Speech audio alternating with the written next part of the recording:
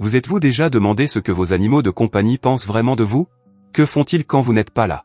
Parce que ces adorables animaux de compagnie ont une vie secrète qui leur est propre. Chaque famille a un animal de compagnie. Chacun d'entre eux a ses propres pensées et histoires. Voici les chiens bien-aimés de Cathy. Duke et Max. Duke adore jouer avec les enfants, tandis que Max est tout le contraire. Il ne supporte pas un enfant une seule seconde. Heureusement, sa maîtresse est une femme célibataire et il n'a donc pas à s'occuper d'enfants. Mais les choses ont soudain changé lorsque Cathy a commencé à sortir avec Chuck. Ils s'entendent si bien que Cathy décide d'épouser Chuck. Max n'y voit pas d'inconvénient, car Chuck est un gentil garçon et il aime aussi les chiens. Mais en l'espace d'un an, un autre membre rejoint la famille. Cathy donne naissance à un garçon qu'elle appelle Liam. Au début, tout va bien, car Liam passe la plupart de son temps à dormir dans son berceau. Mais il commence à parler, puis à ramper et enfin à marcher dans toute la maison. Max commence à se sentir en danger dans sa propre maison et fait de son mieux pour garder ses distances avec Liam. Mais un jour, un geste gentil a renversé la situation. Le petit enfant prend Max dans ses bras et lui dit « Je t'aime ». Max est tellement touché qu'il décide de toujours rester aux côtés de Liam et de le protéger. Avec Duke, Max aide Liam à découvrir de nouvelles choses. Ils lui apprennent même à marcher. Max n'aime toujours pas les enfants en général, mais Liam est différent. Il est spécial et Max ne veut pas qu'il lui arrive malheur. Mais assurer sa sécurité est un véritable travail à plein temps. D'autres animaux de compagnie ont aussi leurs propres problèmes. L'un d'entre eux est le petit lapin de Molly, Pompon. Elle le traite comme un petit enfant. Elle le lave et l'habille tous les jours avec de nouveaux vêtements. Lorsque Molly part pour l'école, Pompon prend les choses en main.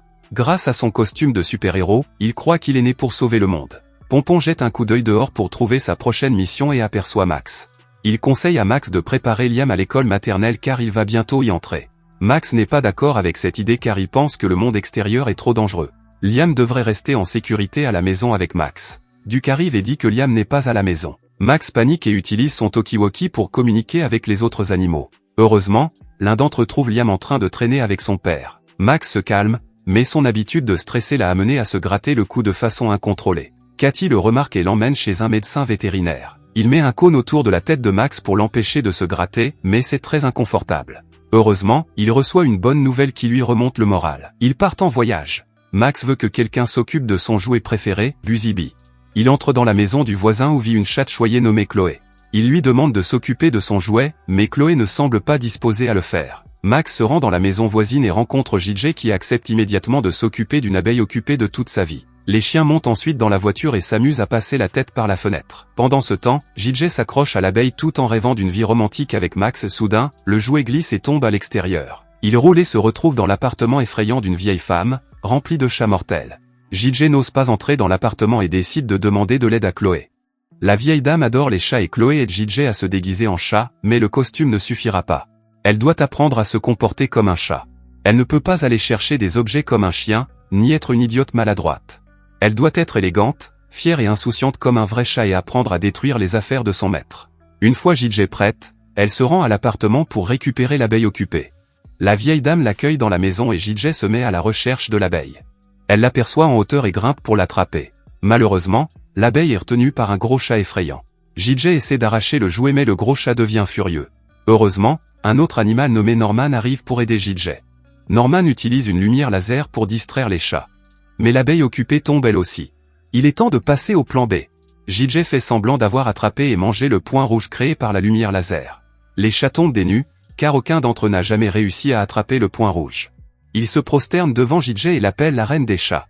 C'est ainsi que JJ récupère l'abeille occupée et devient aussi le chef des chats. Dans l'autre appartement, Pompon reçoit enfin sa première mission de sauvetage. Une chienne nommée Daisy vient lui demander de l'aide. Alors qu'elle prenait l'avion, elle a remarqué un tigre enfermé dans une cage. Son propriétaire était un homme cruel qui traitait le tigre très durement. Daisy demande à Pompon de l'aider à sauver le tigre. Pompon accepte immédiatement et part avec Daisy. Ils sont arrivés au parc d'attractions pour sauver le tigre.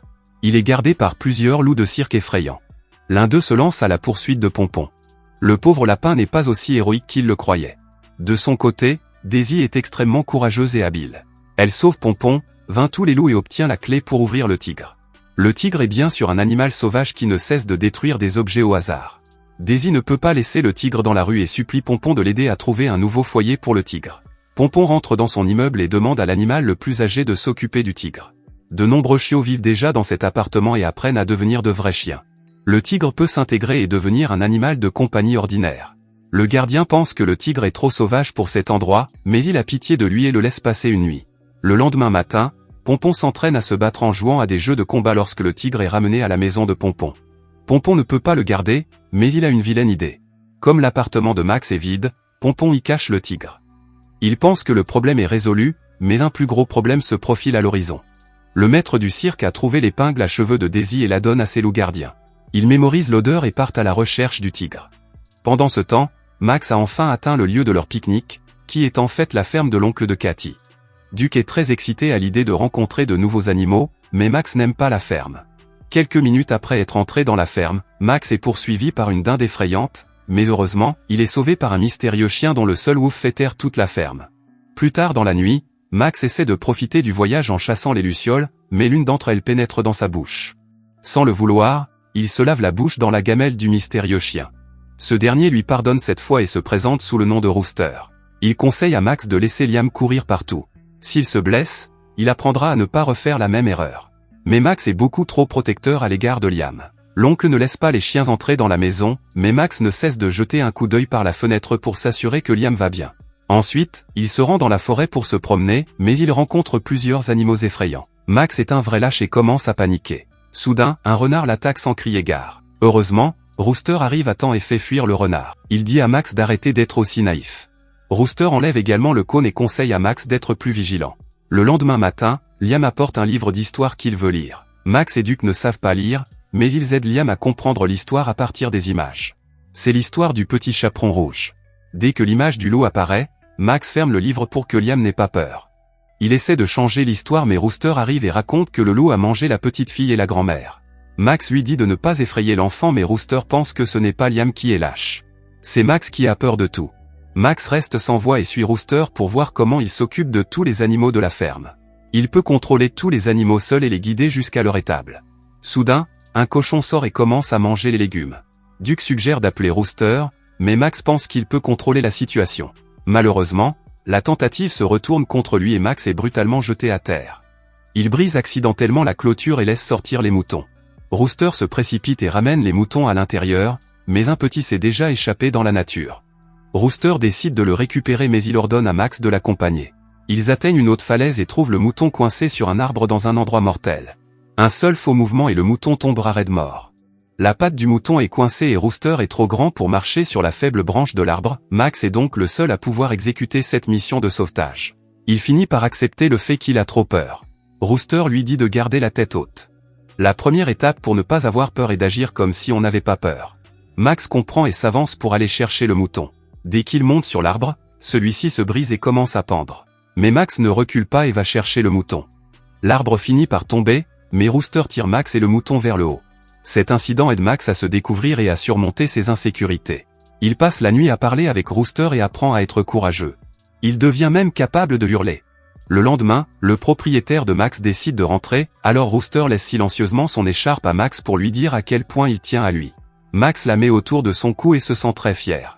Ils rentrent à la maison mais ne savent pas qu'un tigre y vit. Daisy et Pompon essaient d'enlever le tigre sans faire de bruit, mais Max les attrape. Ils commencent à les réprimander pour leur acte imprudent, mais Pompon leur explique que le tigre est vraiment pitoyable et qu'il a besoin de leur aide. Ils jettent un coup d'œil par la fenêtre et constatent que les loups les ont déjà rejoints. Max s'avance pour s'en occuper mais ils sont trop nombreux et jettent Max dans la cave. Pompon et Daisy emmènent le tigre sur le toit, mais le maître du cirque y arrive avec ses loups. Ils encerclent le tigre qui est abattu par le tranquillisant. Le maître du cirque emporte le tigre et Daisy. Max n'abandonne pas si facilement et fait équipe avec Pompon. Il monte dans une petite voiture et se lance à la poursuite de la camionnette du cirque. De plus, il contacte les autres animaux de compagnie et leur demande de l'aide. JJ rassemble son équipe de chats et promet de les aider. Les chats jettent toute la nourriture pour chats et demandent à leur propriétaire d'en acheter d'autres. Dès qu'elles montent dans la voiture, les chats prennent le relais et se dirigent vers la camionnette du cirque. Pendant ce temps, le maître du cirque monte dans le train et torture le pauvre tigre. Max et Pompon montent également dans le train et partent à la recherche de leurs amis. Pompon aperçoit Daisy coincée dans un canon et se précipite pour l'aider tandis que Max est poursuivi par les loups sur le toit du train. Il n'est plus un lâche et affronte l'ennemi avec courage. Il fait marcher les loups sur les poteaux et les fait tomber du train. Pendant ce temps, Pompon est attaqué par le singe du cirque. Pompon utilise les tours qu'il a appris dans les jeux et bat le singe. Puis il sort Daisy du canon et met le singe à sa place. Le singe est tiré hors du train mais touche accidentellement Max. Il tombe du train mais Max n'abandonne pas. Il prend le raccourci et attend en haut du tunnel. Dès que le train passe, Max saute dessus et mord le maître du cirque. Pompon et Daisy le rejoignent aussi et le train s'arrête enfin. Le maître du cirque se relève mais il est heurté par la voiture conduite par les chats. JJ invite ses amis à monter dans la voiture et ils rentrent chez eux. Quelques jours ont passé et les choses reviennent à la normale. Le tigre est finalement adopté par la vieille dame et vit avec les chats. Liam est enfin prêt à rejoindre l'école maternelle, mais Max va se montrer courageux. Et il va aider Liam à être courageux pour qu'il puisse explorer le grand monde, effrayant mais incroyable. Une fois que tu auras affronté tes peurs, tu n'auras plus peur. Tout le monde a peur à un moment ou à un autre de sa vie. Certains abandonnent, tandis que d'autres vont de l'avant et font la différence. Merci d'avoir regardé. Si vous avez aimé la vidéo et que vous souhaitez aider la chaîne à grandir, laissez un like, un commentaire et abonnez-vous.